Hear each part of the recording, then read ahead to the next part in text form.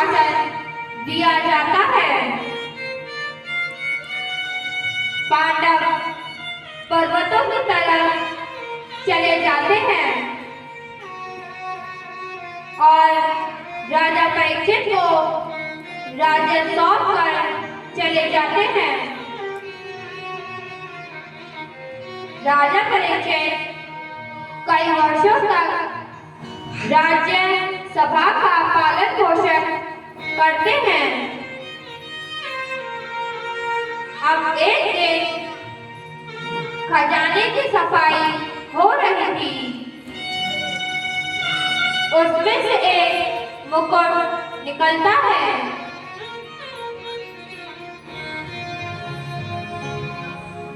हीरे, सोना, चांदी से जुड़ा हुआ है। ये जरासंध का मुकुट था। जरासंध कौन था?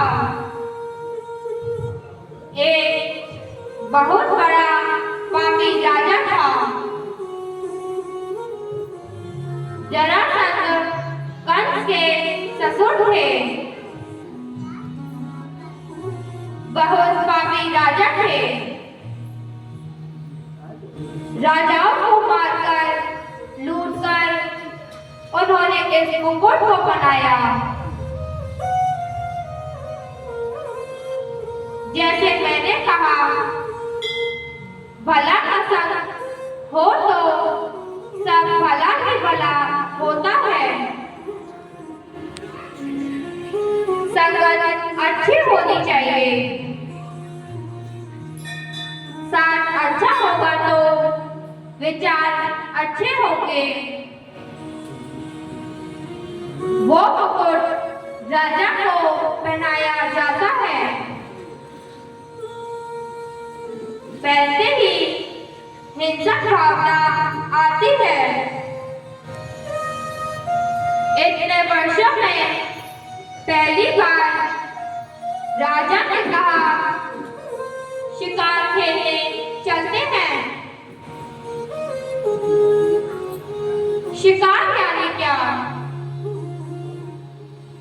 आप पशुओं की हत्या करेंगे।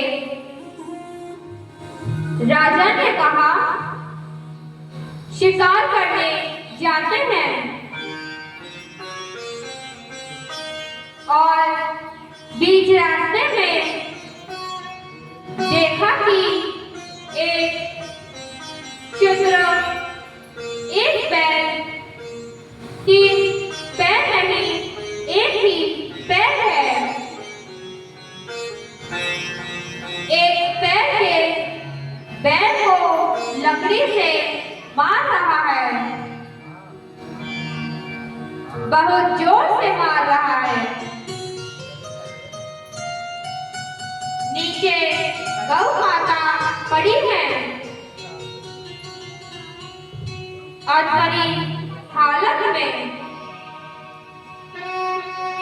उसे हर थोड़ी देर में ठोकर मार रहा है। राजा देखते हैं। राजा ने कहा, मेरे राज्य में ऐसी क्रूरता का कार्य तलवार निकालकर तुरंत उसके पास आते हैं। तुम कौन हो? उसने कहा, मैं कलयुग हूँ। ये बैल कौन है? ये बैल धर्म है। एक पैर का कलयुग में केवल दान से धर्म किया जाता है। तब सोच, ये सब महाराज हम सब कर नहीं पाएंगे। तरीके बहुत हैं। कलयुग में ऐसा नहीं तरीके नहीं हैं। धर्म के लक्षण कहीं है, पर हम नहीं कर सकते। तपस्या करना, वैराग्य लेना, मोह माया छोड़ना, सुपारी नहीं छूटती किसी से। मोह माया तो दूर की बात है। ये सारी चीजें हम कर नहीं सकते। दान हम कर सकते हैं। कलयुग के लोग दान कर सकते हैं। उनके पास काफी धन होगा, वो दान जरूर करेंगे। कलयुग में धर्म केवल दान से होगा। ये गौ माता कौन है? गौ माता पृथ्वी है। कलयुग में पृथ्वी की ऐसी हालत होगी, राजा कहते हैं अगर ऐसा समय आने वाला है तो तुम्हारा मर जाना ही ठीक है।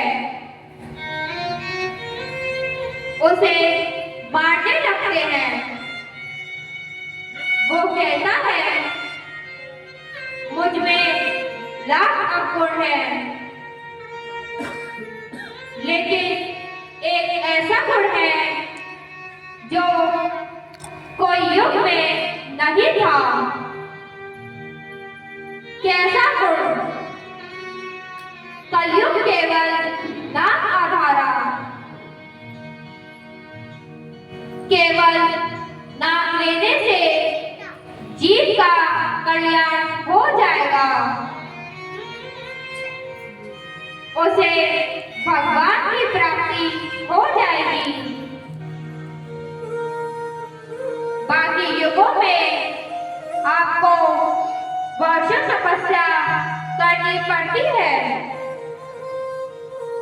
तब भी कोई पक्का नहीं कि भगवान दर्शन देंगे कि नहीं। इसमें केवल नाम लेने से भगवान प्राप्त हो जाएंगे। अरे वाह, ये तो बहुत अच्छा गुण है। तो राजा ने कहा कि आपका पूरा राज्य है, सबको तो जीत लिया आपने, मैं कहाँ जाऊं? बोले वहां जाओ जहां मदिरा दान होता है, जहां चोरियां होती हैं, डकैतियां होती हैं, तुम वहां जाओ। कलयुग मन में कह रहा है ये सब प्लॉट तो मैंने पहले से बुक करके रखे हैं।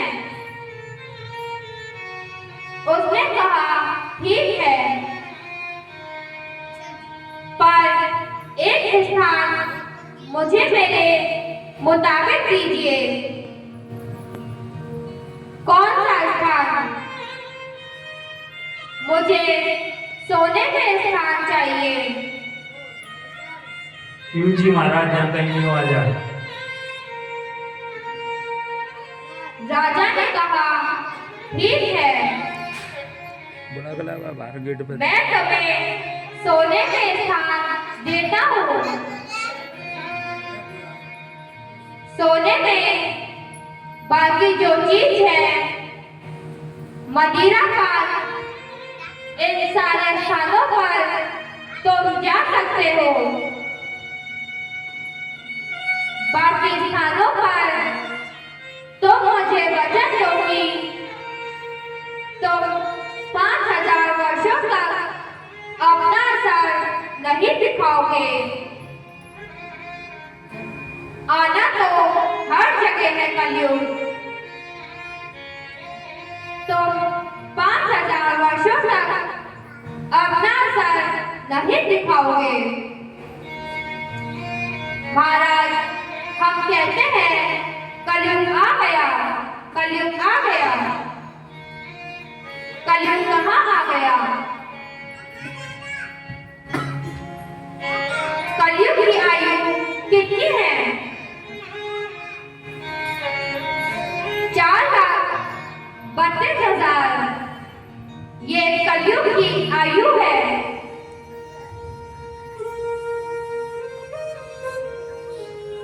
5,122 वर्ष, 5,000 वर्ष राजा परीक्षित ने मांग लिए। तब तक तो कलयुग का कोई असर नहीं हुआ था। जो बालक जिसकी आयु 4,32,000 की है, वो अभी एक 122 वर्ष का हुआ है। अभी कहाँ कलयुग आया? तो बिंदु मात्र है। तो ये हाल है। सोचिए, जब वो यौवन अवस्था को प्राप्त हो जाएगा तब क्या होगा? अभी कलयुग नहीं आया। जगह जगह भगवान की कथा हो रही है, सत्संग हो रहे हैं, भगवान का नाम लिया जा रहा है। अभी कलयुग नहीं आया। तो महाराज स्वर्ण में स्थान मांगा। राजा भूल गए कि राजा ने खुद सोने का मुकुट पहन रखा है। कलयुग प्रवेश कर गया। पूर्वा के बिहारी